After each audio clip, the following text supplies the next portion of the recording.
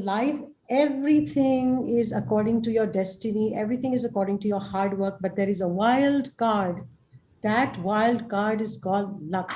And you never know when the wild card will be thrown to you. And you can have luck or you can have not luck, but it's a wild card. It's very wild. You don't know when it'll be thrown at you. Who knows? The ways of the universe, we don't know. When the universe decides to put you into a black hole, it'll just shove you in the black hole. You'll never get out. Absolutely. So, excitement and there was energy. And the third word we got was vibrant. Now, this is the meaning of a digital presence. Nobody's seeing you. They're only seeing this Photoshop of Sapna. But when she came online, if I had 50 people, I'd say, okay, Sapna, why don't you do this? I would automatically give her the job. How much of a difference it makes to come online with a proper purpose. She came online with a purpose. Okay, Sapna, you are now designated our purpose digital woman. Thank you, Poonam. That's really, wonderful coming from you. No, I'm always excited for all your sessions. You know that. There's always, I'm looking to learn. Yeah. Sure. Okay, so this is our third and last web mentoring session. And we usually do one through the summer so that everybody has got a chance to refresh themselves from the beginning of the year till the middle of the year. And I'm just so delighted to hear all of your voices. And one of the things is that I'm actually did it very deliberately so that I hear everyone, because this is a session. Of course, I want to hear your voices, but it's also a session on visibility in digital times. And the important thing is that your voice, what you said in response, is not important. It's the voice I wanted to hear. It's your executive presence that I wanted to hear.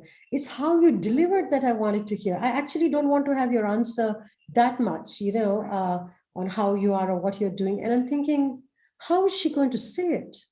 Will I remember what she said? Did she say it in such a way that I should remember what she said? Or did she say it in such a way that I don't really care? So, you have to remember you are being assessed at every point on the digital platform. Okay, there is no such thing as I'm online or I'm offline. If you're offline and you cannot be seen, the message is, I don't want to be seen. There is still a message.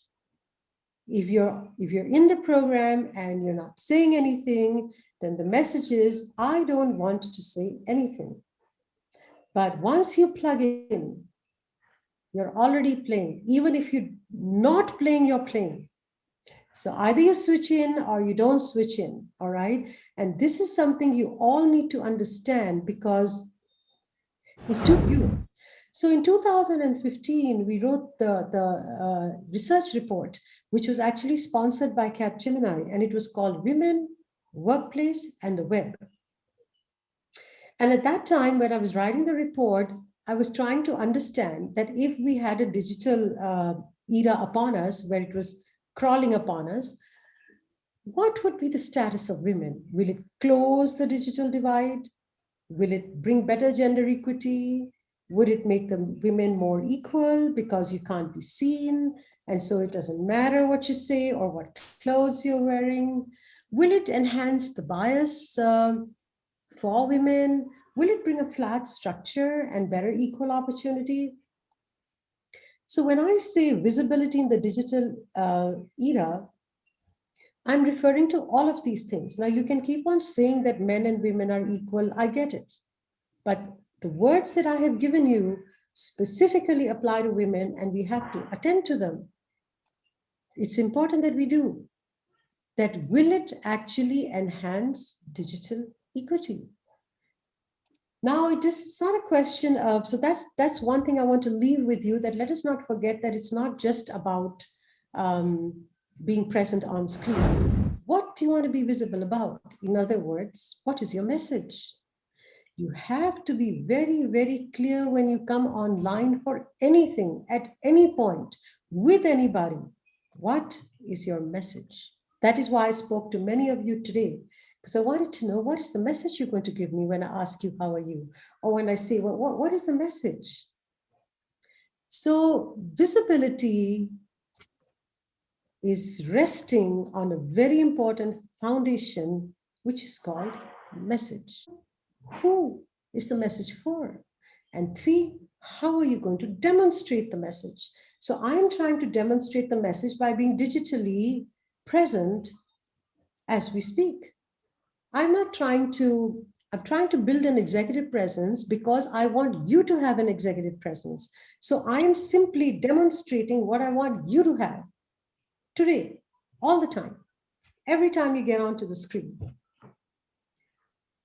These are the 3 parts I want you to remember about visibility: the message, who is the message for, and how are you demonstrating it? I want to also give you words which you already know, but let me repeat it, that in the digital era, agility will be key, which was not the key in the non-digital rooms, workplaces, communities. Agility is a combination of 4 or 5 skills which you need to master. Skill number 1, learnability. You must be able to learn. It was not so important in the non-digital era to be able to learn in the meeting. But now, and somebody used the word information overflow, which I don't like, but nevertheless, you must be able to choose the information you want.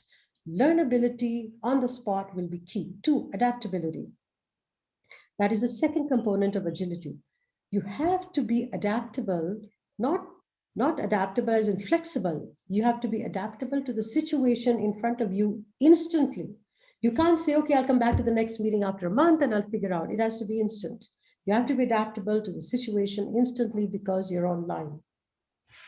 The third thing is empathy, which is a very important part of agility. You have to be deeply empathetic about the people who are also online. I'm not saying that it's something that women need to do or men. I'm just defining agility. And it's such an important part of messaging. Now, I'm not saying you should, completely like bend over backwards. That is not empathy.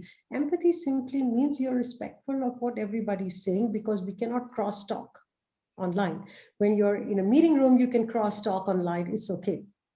People just don't mind that much. But digitally, the message is lost. And the message is the first part of your visibility. If your message is lost, the entire process is lost.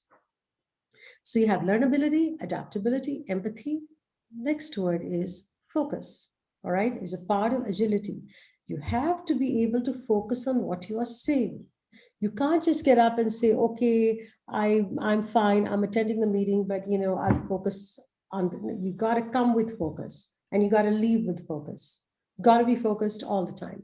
And finally, an important part of agility is impact. If you came to the meeting and nobody knows you came, or whatever you said was not important, why did you come to the meeting at all? The other thing is building your digital brand, because as Poonam rightly said, we are in the digital world. If you are not present, which means you are absent. So it's quite simple.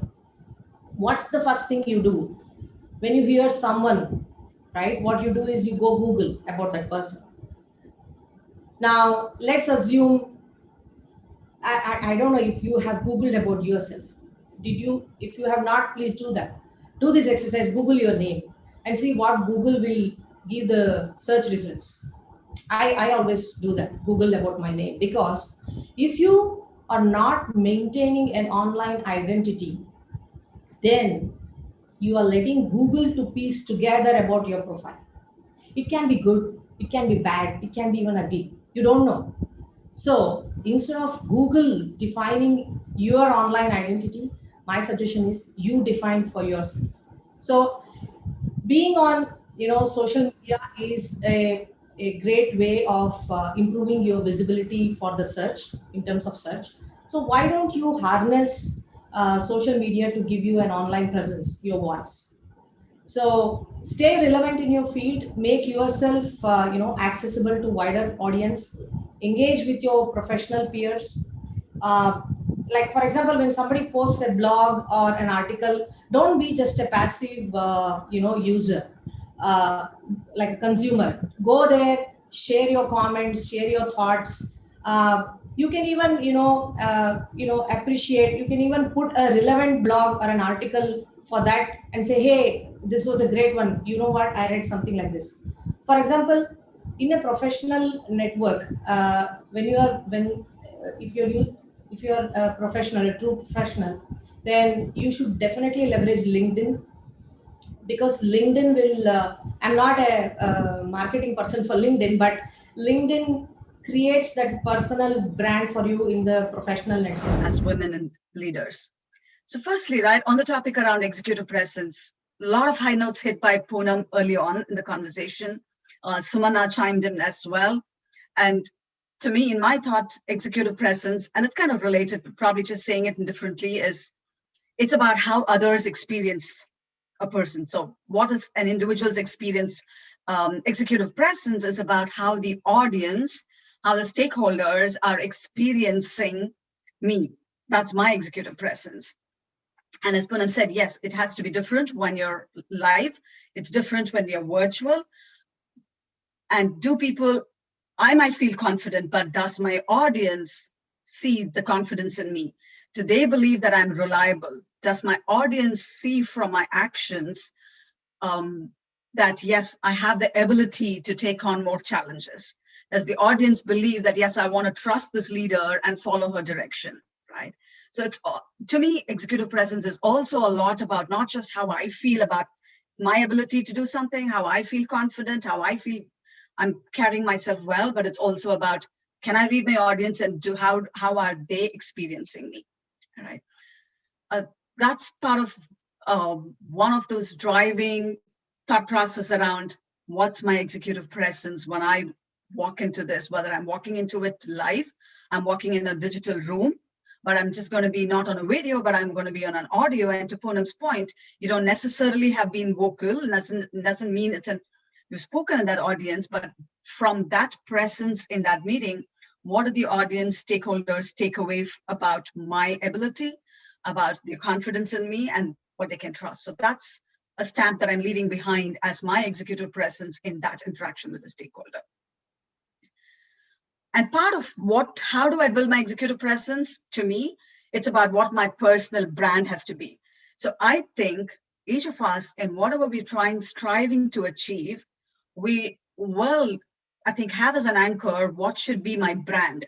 So I speak for myself. What I aspire to build as my brand is to be a leader who has influence on the different stakeholders. That people, when I want to build a team, because as in my roles, it's not, yes, you can be a leader, a technical leader who's an individual contributor. You can also be a leader where you have to have a group of people, and how engaged the team is also very important for your individual accomplishments as well. And when I fall in that group, for me, the brand that I build, where I know that I can positively influence people who work, shall I say, for me in my team, people I work with, my peers, people I look up to as leaders, and looking up to their confidence in me to take on complex assignments, to take on, to trust me when there is a need to pivot and do something or adapt, to use Poonam's words, right? My ability to adapt, all of those is important. So I believe what I'd like to have as my anchor of a personal brand that I'm building is that I can be an influential leader. I have agility from standpoint of a lot of learning, curiosity to learn. I want to be able to demonstrate those, and that I am a very empathic leader, right? An empathic leader to me is not just someone who people believe will achieve results, but who I can show that I also focus on people. And I think that's very important. I think it's very key. It's not, and I think a lot of rainmakers that we see in industry, in different walks of industry, are not just people who have been absolutely technical experts alone, but also definitely a combination of being very focused on people. So that's the personal brand that I strive for, right? And to strive for that brand, I know, okay, how do people experience it? Where am I showing? So when I said a very good point, go Google yourself and you can see what's the footprint you've created, what's the images you've left. So yes, every interaction, we are leaving an impression. And does that impression tie with the personal brand that I strive for? And that what I'm striving for, how I demonstrate it, is going to show my executive presence. those are my anchor points in how I carry myself.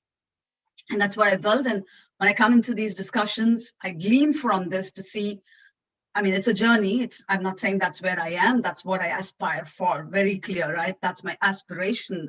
One of the things that you will all notice is that all three of us in different ways actually said one thing very important. And that is, I use the word impact.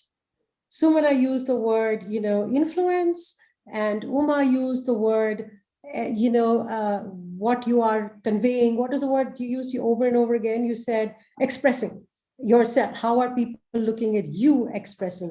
It's all about everybody else. And, people just put too much spotlight on you and your brand. At the end of the day, it's about what somebody else thinks about you. And it is up to you to get them. That's why I started with the messaging.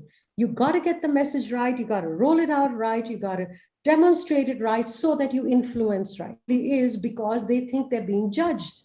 If they say, this is what I do, I'm being judged by somebody. And that is why we started the web mentoring series with Power of Self. It doesn't matter what anybody's saying. Who cares? Power of self. Stay in there, steady. That is why the first one, they're not writing anything. They're not doing it because they don't want to be judged. It's a fact. Now, people like you, me, and Sumana don't care about being judged. Yeah. Why don't we care? Go back to my session 1. Why don't we care about being judged?